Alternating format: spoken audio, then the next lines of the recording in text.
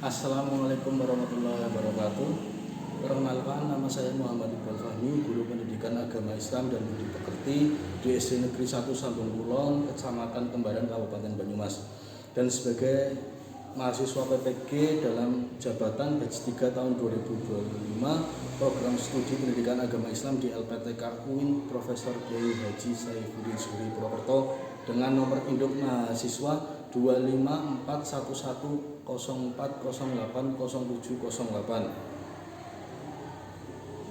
Pada hari Jumat tanggal 10 Oktober 2025 saya akan melaksanakan ujian kinerja praktik pembelajaran secara luring di SD Negeri 1 Sambung Kulon pada kelas 6 dengan tema halal haram. Mohon maaf atas segala kekurangan dan selamat menyaksikan. Terima kasih. Wassalamualaikum warahmatullahi wabarakatuh. Assalamualaikum warahmatullahi wabarakatuh. Waalaikumsalam warahmatullahi wabarakatuh. Apa kabar hari ini? Baik. Hari ini Pak Guru akan mengajarkan materi selanjutnya ya, setelah kita kemarin melakukan UTS ya. Materi selanjutnya di paruh semester kedua yaitu tentang halal haram ya. Tapi sebelum mulai itu, agar kita semakin semangat, kita menyanyikan bersama-sama ya. Nanti kalian berdiri semuanya, kita menyanyikan bersama-sama lagu Indonesia Raya. Ayo semuanya berdiri.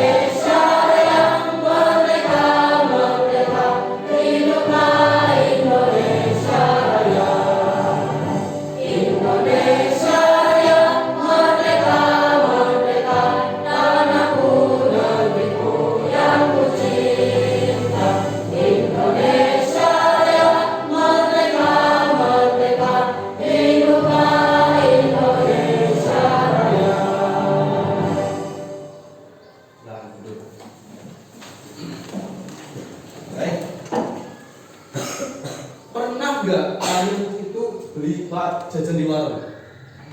Pasti ya, setiap hari ya. Di setiap kemasan jajan di warung itu, pernah nggak kamu mengamati biasanya di pojok kiri bawah ada logo apa? Halal. Itu apa artinya? Ketika ada logo halal itu, artinya makanan itu apa?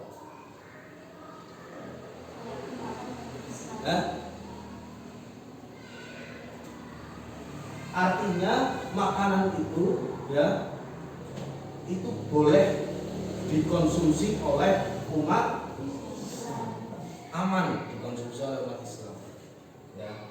Karena apa? Karena di dalam Islam itu mengenal hukum halal dan haram yang Pak Guru akan jelaskan di pertemuan pagi hari ini.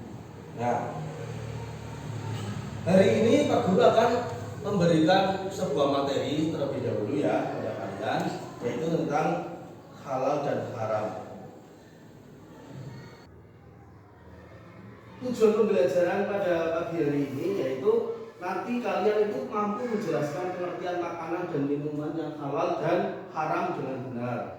Lalu kalian juga mampu mengidentifikasi contoh-contoh makanan dan minuman yang halal dan haram beserta dalilnya. Jadi ketika kalian pergi ke warung, kalian bisa melihat mana makanan yang sudah dipastikan halal, mana yang makanan yang belum tentu halal kehalalannya.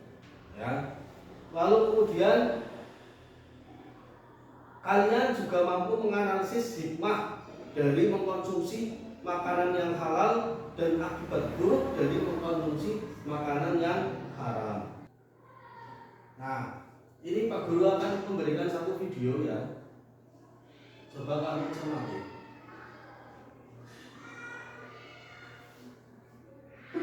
Hari ini kita ngobrolin hal yang sering ditanyain yuk.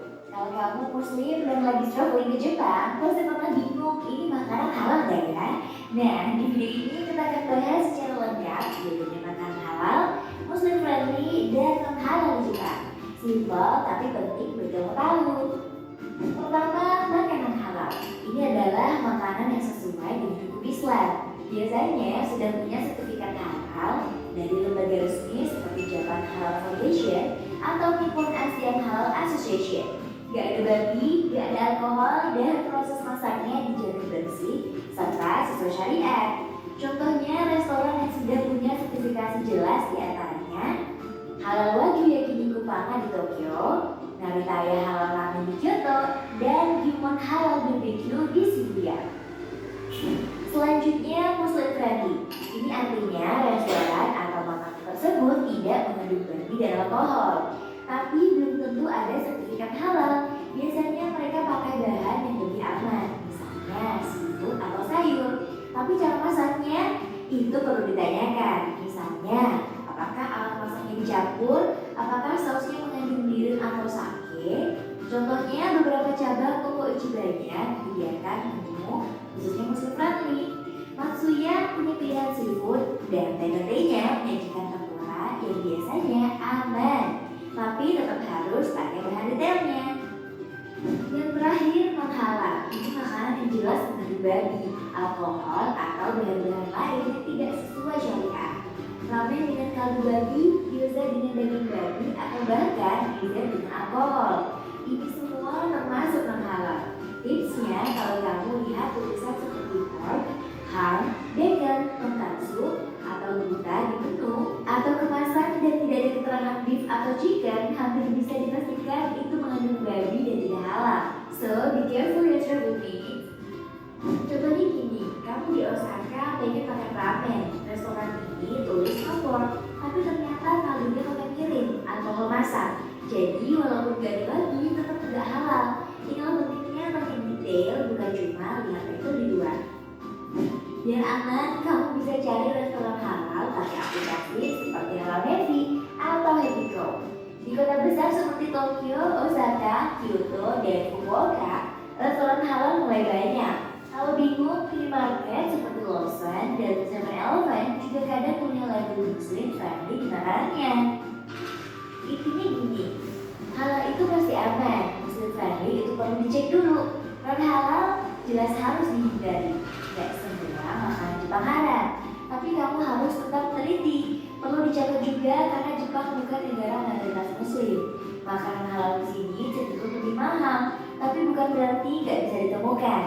Dengan perencanaan yang tepat, kamu tetap bisa makan enak dan tenang selama liburan. Kalau kamu mau itinerary Jepang yang aman dan nyaman untuk muslim traveler, langsung cek holiday.id. Like, subscribe, dan komen ya kalau kamu punya tips makan halal di Jepang.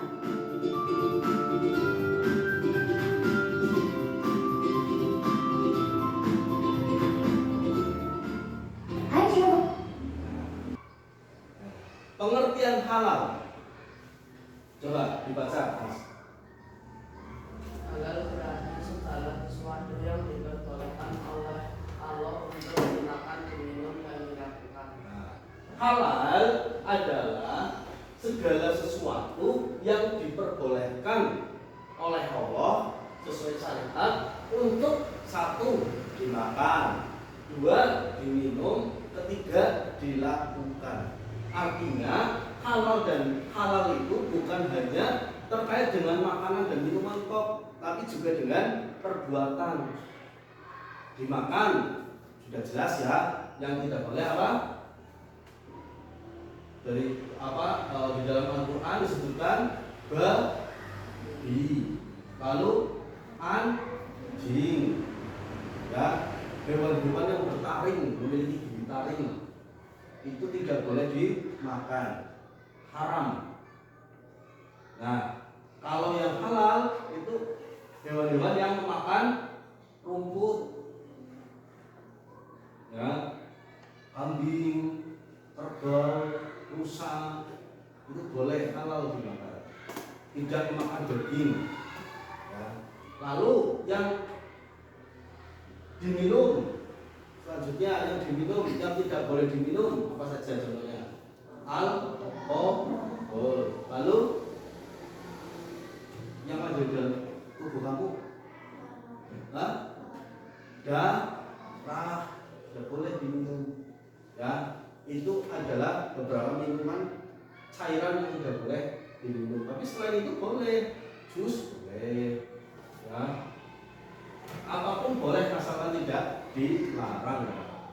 Nah, terus kemudian perbuatan yang haram, contoh apa?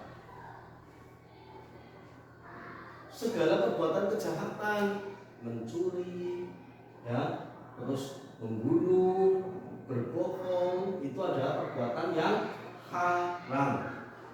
Nah, di dalam surat Al-Baqarah ayat 168, Allah berfirman, "Wahai manusia, makanlah dari makanan yang halal dan baik yang terdapat di bumi, dan janganlah kamu mengikuti langkah-langkah setan. Sungguh setan itu musuh yang nyata bagimu." Itu di dalam Al-Baqarah, perintah Allah untuk kita mengkonsumsi makanan yang halal. Lalu kemudian Mbak Hasna dibaca kalau yang haram. Haram berarti segala sesuatu yang dilarang oleh Allah untuk dilakukan. Nah, selanjutnya Pak Guru akan membagi kalian menjadi beberapa kelompok. Jadi Pak Guru akan memberikan satu soal yang mana soal-soal itu, ya, setiap kelompok itu yang sering kali kita temukan di dalam kehidupan kita sehari-hari. Nah, nanti kalian silakan berdiskusi dengan teman kelompoknya, ya, untuk menjawab pertanyaan itu sesuai dengan logika kalian saja, sesuai dengan kemampuan berpikir kalian saja. Kalau misal kalian butuh referensi, ya, butuh browsing, ya, silakan maju ke depan. Nanti bergantian kelompok-kelompoknya untuk browsing apa saja tentang soal itu, ya.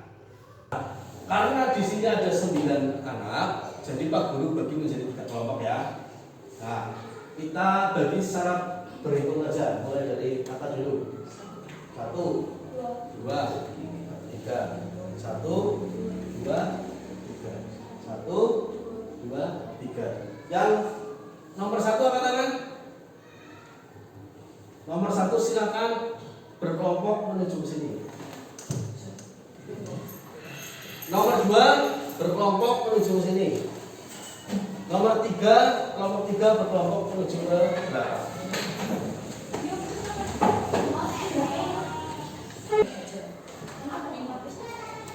Nah, pertanyaan itu silakan kamu jawab berdasarkan pengalaman kamu sendiri, ya, atau melalui browsing di internet, silakan.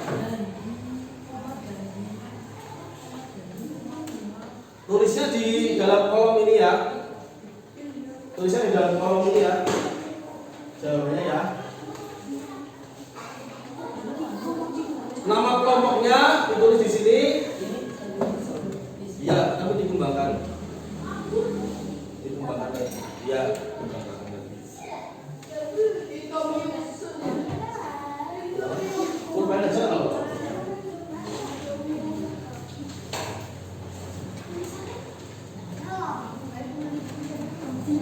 Nanti setelah itu kita akan presentasi satu-satu.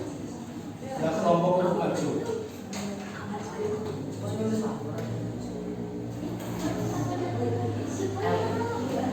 Pak Guru berikan waktu 15 menit. Ya, sampai pukul 9.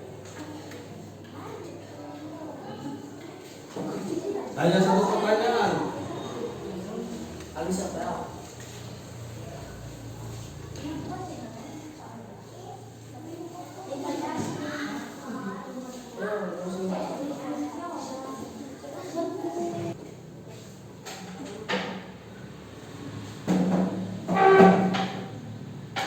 Sekarang baca soalnya baca dulu. Bagaimana hukum memakan ayam potong yang penyembelihannya tidak menyebut nama Allah? Berikan alasannya. Haram karena semua hewan sembelihan harus disembelih dengan mengucapkan nama Allah dan proses penyembelihan harus bersih dan sesuai syariat. Ya. Gimana? Ada masukan? Ada pertanyaan? Ada tanggapan dari kelompok 1? Jika ada apa? Haram karena semua hewan sembelihan harus disembelih dengan mengucapkan nama Allah dan proses penyembelihan harus bersih dan sesuai syariat.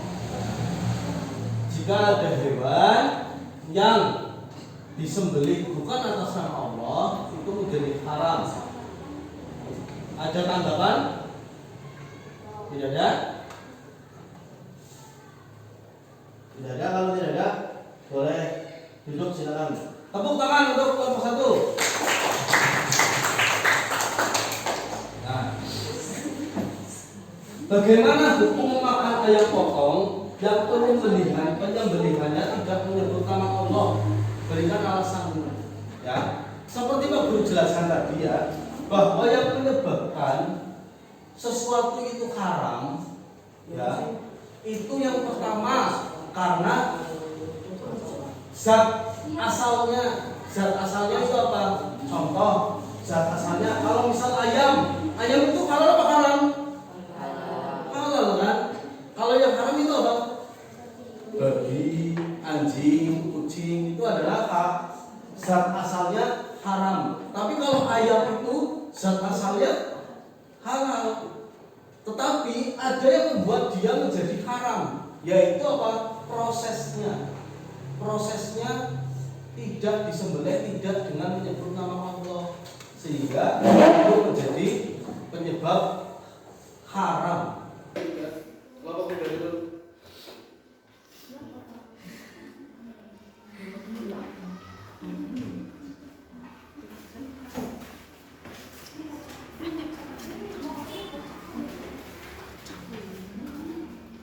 Bisa sini.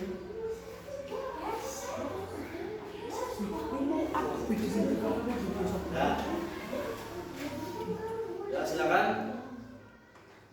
Langsung dibaca pertanyaannya, terus kemudian dibacakan jawabannya. Bagaimana hukum memakan ayam goreng dari restoran yang tidak memiliki logo halal? Berikan alasanmu. Coba yang lain untuk membaca. Pertanyaan sudah karena yang lain membaca jawabannya. Jawabannya langsung ya.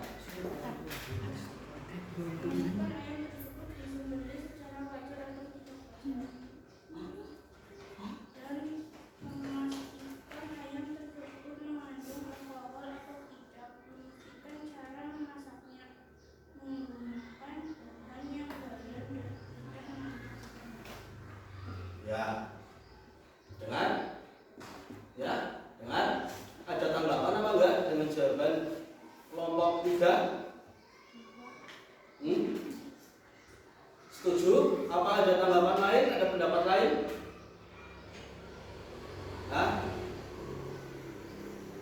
Setuju semuanya? Coba dibataskan lagi, Mbak Yola. Jawabannya? Memastikan ayam tersebut disembelih secara wajar atau tidak wajar, dan memastikan ayam tersebut mengandung alkohol atau tidak. Memastikan cara memasaknya menggunakan bahan yang halal dan tidak mengandung alkohol. Baik. Tidak ada yang meragukan jawaban kelompok 3?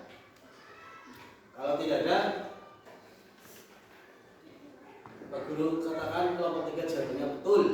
Tepuk tangan untuk kelompok 3. Silakan duduk. Ya, nah, baik. Sampai sini ada pertanyaan? Oh ya, silakan. Misalnya kita tidak sengaja memakan makanan halal, apa yang harus kita lakukan? Ya, pertanyaan bagus ya. Kalau misal kita tidak sengaja makan makanan haram, ya, kita lagi makan apa namanya bakso, kita lagi berlibur ke Jepang, nyari bakso, ini bakso, kita makan bakso, ternyata setelah selesai makan, kita baru tahu bahwa ternyata bakso itu bakso babi misalnya. Apa yang kita lakukan? Yang pertama, kalau misal masih ada sisa makanan di mulut kita, ya, di tangan kita, segera bersihkan. Ya, segera bersihkan, keluarkan. Tapi kalau misal sudah selang 1 jam itu sudah masuk ke perut, kan apa yang kita lakukan? Kita tidak berdosa, karena Allah tidak membebankan dosa pada sesuatu yang bukan menjadi di luar kemampuan kita. Ya, kita sudah berusaha untuk mencari makanan yang halal, tapi dilalah orang sengaja memakan makanan yang haram. Maka yang perlu kita lakukan yaitu bertaubat. Ya, bertaubat. Kita segera bertobat. Astagfirullahaladzim. Ya. Dan selanjutnya kita perlu lebih hati-hati lagi. Jangan sampai kita mindomi daging babi enak loh. Orang Jawa ini mana lah. Ya enggak seperti itu ya. Tapi kita segera untuk bertobat dan semakin berhati-hati. Justru semakin berhati-hati. Karena apa? Ketika ada makanan haram masuk ke dalam tubuh kita, seluruh kerja tubuh kita menjadi kacau, ya, menjadi tidak berkah. Kehidupan kita menjadi tidak berkah. Energi yang keluar dari makanan haram itu menjadi tidak berkah. Sehingga kita perlu menjaga jangan sampai tubuh kita kemasukan dari makanan haram. Nah, jelas. Terus absen 9. Kalita, sebutkan satu contoh minuman yang halal. A1 arak, 2 darah, 3 alkohol, 4 susu sapi apa? Susu sapi. Terus absen 8. Dengar. Apa dampak negatif dari mengonsumsi barang haram? 1, meningkatkan hubungan sosial. B. Yang B? Nah, absen 6. Asna. Apa yang harus dilakukan jika ragu tentang kehalalan suatu makanan?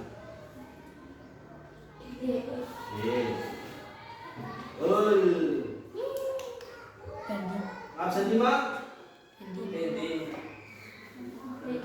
Kemudian contoh makanan yang haram adalah kemudian nomor 4. Tidak ada. Baik, jika tidak ada, mungkin Pak Guru akhiri ya materi halal haram pada pertemuan hari ini. Minggu depan kita lanjutkan lagi. Semoga kita semua bisa semakin memahami bagaimana seharusnya memilih atau mengamati makanan halal dan haram di sekitar kita. Dan semoga kita semuanya terlindungi dari semua makanan dan perbuatan haram di sekeliling kita. Allahumma amin. Wassalamualaikum warahmatullahi wabarakatuh. Waalaikumsalam warahmatullahi wabarakatuh. Silakan.